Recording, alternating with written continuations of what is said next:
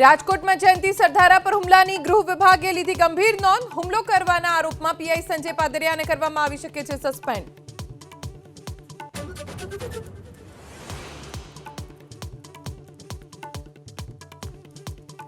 તોડકાંડમાં suspended CPI તરલ ભટ્ટને supreme કોર્ટમાંથી જામીન। ફેબ્રુઆરીમાં ધરપકડ બાદ તરલ ભટ્ટ હતો જેલમાં।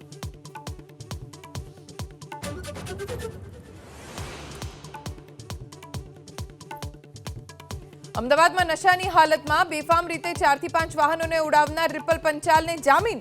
પોલીસે રિમાન્ડ ન માંગ્યા તો 15,000 રૂપિયામાં શરતી જામીન પર મુક્ત કરવા કોર્ટનો હુકમ।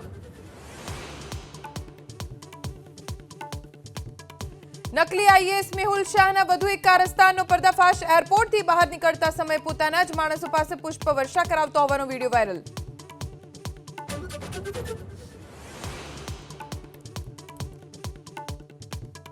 ખ્યાતિ હોસ્પિટલ કાંડમાં 15 દિવસ બાદ પણ પ્રશાંત વજીરાણી સિવાયના આરોપી પોલીસ પકડથી બહાર। આરોપી સંજય પટોલિયાએ આગોતરા જામીન અરજી કરી બચવાના શરૂ કર્યા ખેલ।